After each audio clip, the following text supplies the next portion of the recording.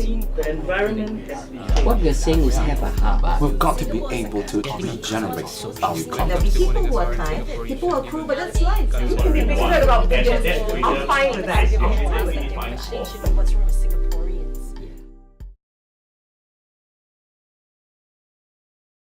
I want to talk about the puppy farmers. How responsible are they, and do they actually contribute to the problem, or are they a benign presence in the pet society in Singapore? It will be hard to outright say that they are a problem because everybody makes a living.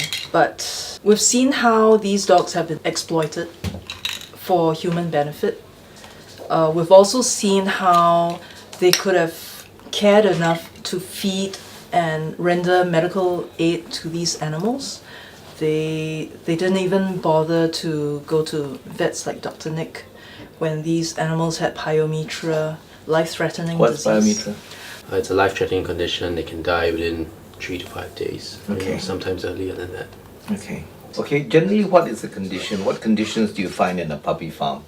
What we found were emaciated dogs where you could see the ribs sticking out. But this is not the case with all their dogs, right? Nobody would buy an emaciated dog. They would buy their puppies, but they would never see the Puppies condition. are never emaciated. No, but they would never see the condition of the parents. Those that are exploited time after time, cycle after cycle. Even when we were told by this worker, even when the bitches were reproducing or pregnant, these animals were not given any more special treatment than the others. She would still have to wait for her meal every 2 or 3 days when they felt like feeding. 2 or 3 days? Yeah. She would have to fight for the food together with all the others in the same pen. She was not separated from them. And the puppies from this condition would end up with congenital disorders, where buyers, they would see a cute puppy and they would look very healthy upon purchase, but a few months down the road they would end up with dying from heart disorder, liver disorder, renal disorder, and nobody is not ever the wiser because they never see the condition of the parents of these puppies. Mm-mm. But then what happens if the puppies don't get sold? I think ultimately they get euthanized. They get I think euthanized. you must remember that the puppy mills is a business. The goal of any business is to make profits. While we all are asking for better standards, better enforcement, we need to realize we are trying to tackle a business. And whatever we're calling for goes against every principle of running a business. You must also remember that, like what Eunice has just said, all these things go on behind the scenes. So it's not like a factory floor where the public can see, okay, this is how my product is being made. But is this situation prevalent among the puppy farms, or is this just the exception among the recalcitrant farms? We had a Australian animal welfare group come by a couple of weeks back, Oscar's Law, and they're here on a fact-finding mission because a lot of their puppies, even the puppy mills, are actually being exported or imported into Singapore, into the puppy mills here. So actually they went on a fact-finding tour, and what they found was some of the puppy mills here, they have all the breeding bitches, the studs that are in wire cages, small wire cages, and they're all stacked up high.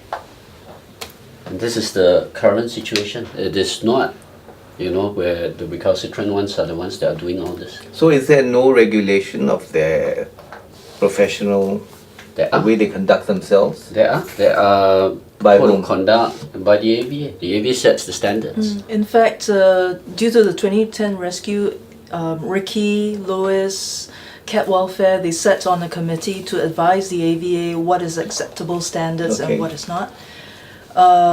A few of the breeders have taken it up. So without the AVA, the problem would have been able to continue? Without the animal welfare rescue groups coming up, And AVA's assistance. Bringing this to the attention of the AVA, which should actually have known about it, no one would be any wiser. No one would have known anything about the condition in the dog mills, what we are, as a nation, what we are doing to them. Okay. I think also because when we talk about improvements, we need to realize the starting point was pretty low. Because the license that was issued to a puppy mill was the same license the AVA issued to a vegetable farm. So we started at that level where basically it's a free-for-all. Do what you want because you get the same license as a vegetable farmer. When you say the same license, you mean it allows them to do either? So it was a blanket license for farming. Okay, a general Yeah. general farming license. And now where we get a proper license involved to say after that it went to one blanket license for one puppy mill. So Okay. one puppy mill could sublet to a lot of other puppy millers. And then AVA only clamps down on the main tenant. Okay. And then the main tenant is supposed to clamp down on the people breeding in his farm. Which we told AVA, look, again, we are asking the businessman to reduce his profit. Because he's not going to go to his tenant and say, you better improve or I'll kick you out. The guy said, you kick me out, I don't pay you rent, you lose money. To the point now where at least we have individual licensing. So if you want to breed a dog, you need a license. So it's changed from the Yes. general farming license So to a... change from vegetable farm to now a proper licensing And system. does But that put the proper restrictions on the practices of the farm? came back to where we started, enforcement.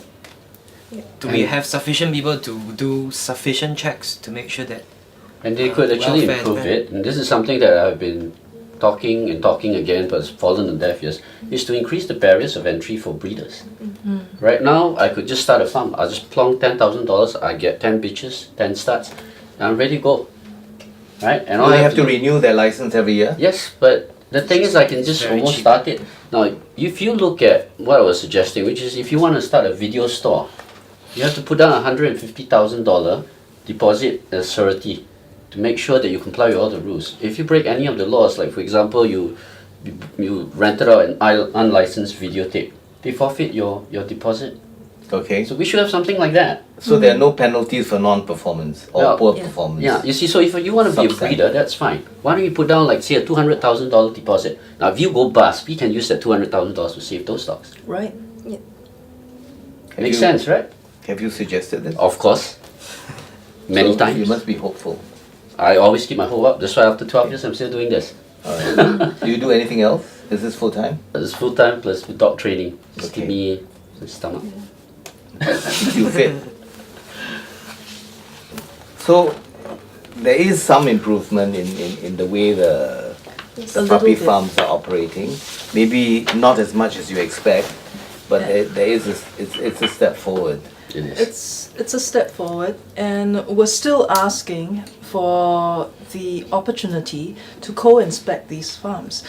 We've been told that there have been improvements, but how much and how much is done during these inspections? We'd love for the opportunity, and we're not there to pinpoint or make things difficult for the farmers. We just want to ensure that the guidelines are followed, and it's fair, it's ethical, it's humane. Yeah, but why not? If the farmers are recalcitrant, then you want to make things difficult for them. Right, and we've made things very difficult for people who put bubble gum on MRTs. There's a ban on that, but we're so kind to people who are cruel.